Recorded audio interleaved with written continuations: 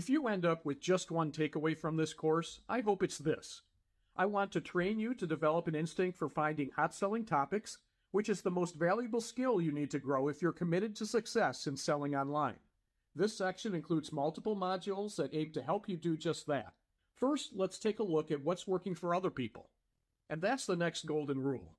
Look beyond your own portfolio, see what's selling for others, and be inspired, but don't copy.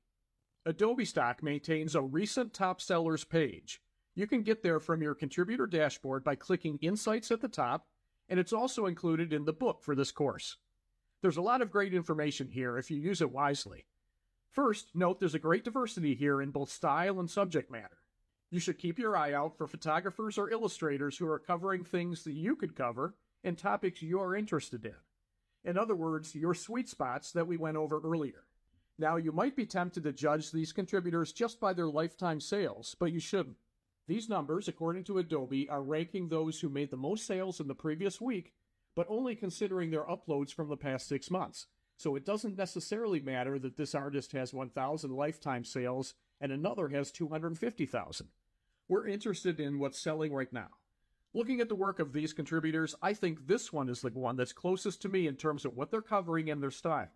So this page tells me that these themes are selling extremely well for this artist, and that can give me ideas for things I might cover. There's a quote that's been attributed to Pablo Picasso and also Steve Jobs. Good artists copy, great artists steal. It's a funny quote, but don't take it literally. You never want to simply imitate another's work. Develop your own style. Find inspiration in what others have done and do your research, but create new works that are informed by what customers are looking for today. And to figure this out, you need to be exploring to see what the trends are. Just don't copy. Other artists' work are covered by copyright. Copying could get you banned, and frankly, it's just the wrong thing to do. So with that in mind, I'm going to dive in deeper to see what this artist has been covering lately to see if it sparks any additional ideas. Now, if you try this and nothing initially jumps out at you, just try going back a few more weeks. Adobe archives these pages, and there's a wealth of information here for you. Another way to find out what's in demand right now is to look at the trending search pages of some of the top agencies, even some of the sites that offer free images. These are still good barometers for what large numbers of people want right now, and the free sites typically include ads for the paid agencies you will be submitting to, so your work could still be featured on the free sites and still result in sales for you. Let's call this the next golden hack. Bookmark the trending search pages at popular agencies for a constant stream of hot topics.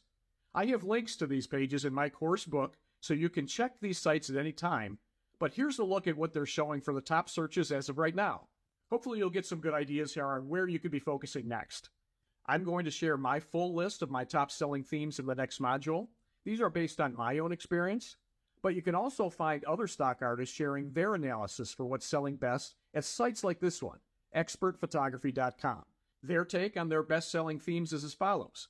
I can't verify them all myself, but a number of these do appear on my own list.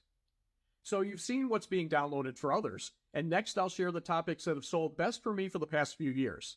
Let's dive in.